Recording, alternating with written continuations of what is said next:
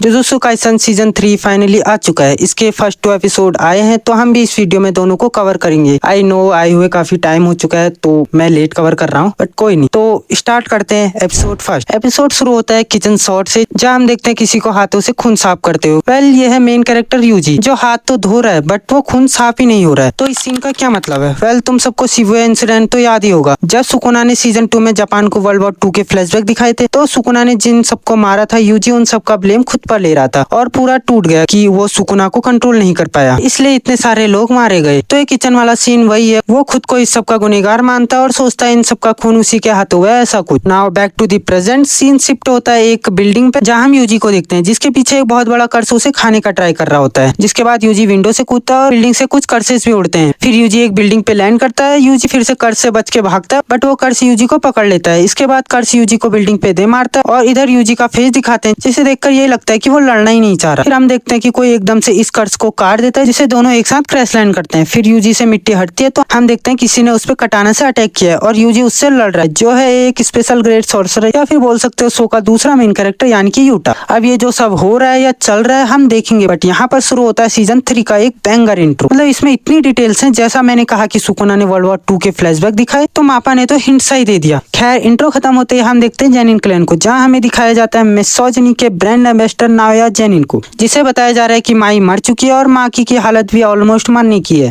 और ये बोलता है माकी सुंदर तो है बट यूजलेस है, जो एक मर्द को सपोर्ट भी नहीं कर सकती है। फिर इसके बाद ये जो बोलता है ना, इसके words, a woman who can't be submissive should get stabbed in the back and die. Every scene just makes it worse. इसके बाद फिर मुंह खोलता है और बोलता है वैसे तो दोनों बहनों के फेस और पॉम पॉम सेम ही है, बट माकी थोड़ा एक्ट अप करती है, but she truly understand she is a woman. मतलब मुंह खोल रहा है तो बकवास ही फेंक रहा है। इसके बाद ये रूम में जाता है, पता लगता है इसका बाप ऑलमोस्ट मरने वाला है, बट ही डोंट केयर, क्योंकि इसे पता है क्लैन का अगला हेड इसी को बनना है। इसके बाप की बात करें तो वो ये था जिसे जोगो ने फ्राई कर दिया था। इसके बाद नाओया बोलता है मेरे बड़े भाई तो खत्म ही है और अंकल्स के बस की नहीं है, आपकी बेटी उनकी सोचो भी मत। और जेनिची अंकल जाके शीशा देखो आप पहले। तो जी भैया के उसमें तो सोच भी सकते थे हम। उसके इतना बोलते हैं, उसके अंकल उस पर अटैक करते हैं और वो गला काटने वाले होते हैं कि वो रोक देता है अपने अंकल का हाथ पकड़ के। तभी एक और बंदा जो 3 फुट का है वो रूम में एंटर करता है और बोलता है जस्ट कुछ देर पहले हेड मर चुका है, मतलब नाओया का बाप अब नहीं रहा और जो विल है वो मेरी कस्टडी में है और उसे मैं अभी पढ़ने वाला हूँ। तो विल में लिखा है फर्स्ट नाओया जेनिन क्लैन का 27th हेड बनेगा और सेकंड नाओया को सारे कर्स टूल मिल जाएंगे जो स्टोर्ड हैं जुजुत्सु हाई और जेनिन क्लैन के वॉल्ट में, बट शर्त ये है कि वो अपने अंकल के परमिशन के बिना टूल्स यूज नहीं कर सकता। नाओया अनॉय तो होता है बट स्टिल उससे कोई फर्क नहीं पड़ता, उसे सिर्फ हेड बनना है और बोलता है वो तो मैं बन ही चुका हूँ। वेल ऐसा नहीं है, इधर एक कंडीशन है। वो बंदा बोलता है अगर गोजो मर गया या कुछ हो गया तो बेटा तू निकल, मतलब क्लैन का हेड नाओया नहीं मेगुमी बनेगा। ये लो कुछ भी हो, चाहे किसी क्लैन का हेड चुनना, फिर वो क्लैन भले किसी और का हो, डिसाइड गोजो के बेस पे ही होगा। और नाओया का बाप जानता है गोजो के बिना क्या हो सकता है और उसका बेटा घंटा उसके बस की कुछ नहीं है। खैर हम देखते हैं नाओया इस बात से बहुत गुस्सा होता है, रूम छोड़ के चला जाता है और सोचता है वो तो हेड बनने से रहा, पर क्या हो अगर मेगुमी ही मर जाए। तो हाँ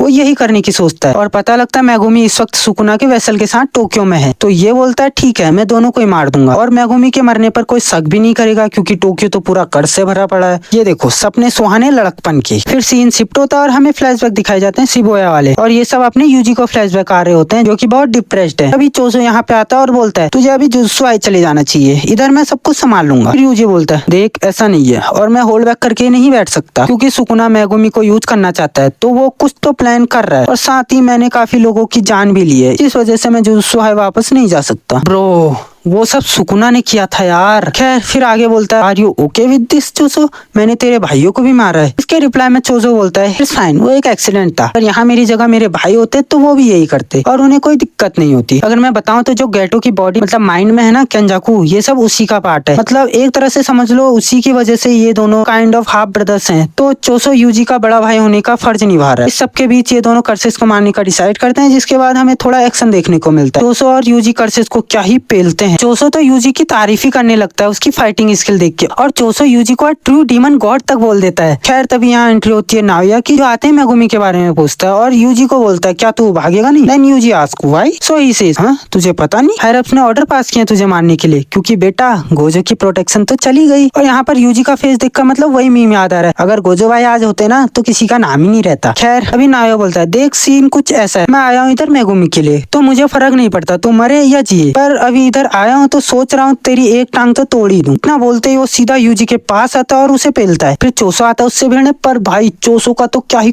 भरता है और देख रहे हो उसे पीटते पीटते फ्लेक्स भी करता है। बट यूजी समझ जाता है is fast sure but something feels of. तभी इन लोगों को टोक्यो में एक बहुत डेंस कर्स एनर्जी फील होती है। यूजी को पहले तो लगता है कि गोजो सेंसे वापस आ गए, बट ऐसा नहीं है। ये होता है हमारा यूटा, जो आते ही बोलता है तुम लोग यूजी के साथ क्यों, क्या तुम भी यूजी को मारने आए हो। नाया सीधे बोलता है मैं तो तेरे साथ हूँ, तू यूटा ही है ना। यूजी ये नाम सुनते ही बोलता है इस बारे में तो मुझे मेगुमी ने बताया था, ये वो सेकंड ईयर वाला है, the special grade sorcerer same as Gojo sensei. Megumi bro are you serious, कोई सॉर्सरर और वो भी गोजो सातोरु जैसा ना। हेल। फिर नाया अपने बारे में बताता है कि वो माकी का कजन है और इधर मुझे भी यूजी को मारने के लिए भेजा। तभी चोचो यूजी से बोलता है हमें भागना होगा, हम दोनों को एक साथ नहीं संभाल सकते। बट नाया बोलता है देख मैं दूसरे वाले को संभालता, तू यूजी को मार। And Yuta says Cho Cho warn करता है भाई देख मरना नहीं है तो भाग, जो ब्लैक हेयर वाला है वो same type as Gojo, if you fight him you will die. इतना में यूजी भागता है बट सरप्राइज यूटा भी उसके जस्ट पीछे है, उसकी स्पीड मैच कर रहा है वाइल कैरिंग ए ड्रोन कटाना। इस तरह नाया वैसे चोचो देखते हैं जहाँ बस वर्ड्स एक्सचेंज होते हैं। तभी इनके पीछे की बिल्डिंग से एक बहुत बड़ा कर्स बाहर आता है जिसे हम स्टार्टिंग में देख चुके हैं। तो ये था अभी तक फ्लैशबैक। अब देखेंगे रियल टाइम, जहाँ यूटा यूजी को स्टैप तो करता है बट यूजी लकीली बच जाता है। इसके बाद यूटा तो पागलों की तरह टूट ही पड़ता है, रुकता ही नहीं है और अपना लौंडा हर अटैक डॉज कर लेता है। नाउ यूटा रिवील कि मेरे पास अपने गोजो सेंसे से ज्यादा कर्स एनर्जी है, बट उनके पास 6 साइज होने की वजह से वो कर्स एनर्जी को ऐसे ऑप्टिमाइज करके यूज करते हैं that his energy loss is practically 0। That's the reason he is still number 1। मेरी एनर्जी खत्म हो सकती है बट उनकी कभी नहीं। And now he is done talking, अब बैक टू एक्शन। फिर से यूटा टूट पड़ता है यूजी पे और तभी यूजी को अपना ब्रदर टोडो याद आता है, जो बताता है जब कर्स यूजर पंच या किक वगैरह थ्रो करने वाला होता है तो उससे पहले उस पर्टिकुलर एरिया में कर्स एनर्जी इकट्ठी हो जाती है, जिससे तुम ओपोनेंट का मूव प्रेडिक्ट कर सकते हो। बट यूटा के केस में वो कॉन्स्टेंटली पूरी बॉडी में कर्स एनर्जी फ्लो हो रही है, इवन उसकी स्वॉर्ड में भी, जिस वजह से यूजी यूटा के एक भी मूव प्रेडिक्ट नहीं कर पाता। तभी यूजी को नाइफ मिलता है बट उससे भी कुछ हेल्प नहीं होती। यूटा उसके पेट में नींदे मारता है और उसे काट भी डालता है। इसी में यूजी भी यूटा का ब्लेड तोड़ देता है। And Yuta says well I guess अब तो गोजो सेंसे का स्टूडेंट जो है it wasn't going to be easy, help की जरूरत तो पड़ेगी ही। तो हाँ वो समन करता है the queen of curses Rica और वो यूजी को पकड़ लेती है। यूजी ट्राई तो करता है बट वो हिल नहीं पाता। वो ये तक बोलता है ये क्या काइंड ऑफ स्ट्रेंथ है। बस इसी वक्त यूटा क्लोज आता है और स्टेप करके यूजी को मार डालता है और इसी के साथ एपिसोड 1 एंड और यूजी भी मर चुका होता है। और अब एपिसोड 2 जो स्टार्ट होता है मेगुमी से, जो अपनी बहन से मिलकर कहीं जा रहा है, जिसके बाद सीन शिफ्ट होता है नाया वर्सेस चोजो की फाइट पे। और नाया भाई क्या ही पंच थ्रो करता है चोसो पे, कुत्तों की तरह पीट रहा होता है। चोसो को तो मौका ही नहीं मिल रहा, बस पीटे ही जा रहा है ना। चोसो अपनी फ्लोइंग रेड स्किल यूज करता है ताकि उसके मूव देख सके और ऐसा होता भी है, वो मूव देख तो पाता है बट नाया अपने एक ही मुक्के में उसे फाड़ देता है और उसके पेट से ब्लड निकलना स्टार्ट हो जाता है। भाई मुक्के से पेट फाड़ दिया यार। बट अगले सीन में क्लियर होता है नाया ने एक्चुअली ब्लेड यूज किया है। इसके बाद इनकी कन्वर्सेशन स्टार्ट होती है जिसमें नाया बोलता है मुझे वेपन्स कैरी करना पसंद नहीं है और मेरे बड़े भाई यूज करते हैं वेपन और तोजी भैया तो ट्रेस करते हैं। चोसो बोलता है तेरे को अपने बड़े भाई पसंद नहीं है क्या। एंड नाया सेज आई हेट देम, अगर एक बड़ा भाई अच्छा नहीं है तो उसे कोई हक नहीं है और उसे तो बल्कि मर जाना चाहिए। देन चोजो सेज तू जो कुछ भी अभी है ना उन्हीं की वजह से है, तुझे तो थैंक्स करना चाहिए उन्हें। और ये बात नाया को बिल्कुल पसंद नहीं आती और बोलता है बकवास बंद कर। चोसो बोलता है भाई देख बड़ा भाई कैपेबल हो या ना हो पर वो एक रोल मॉडल होता है अपने छोटे भाइयों के लिए।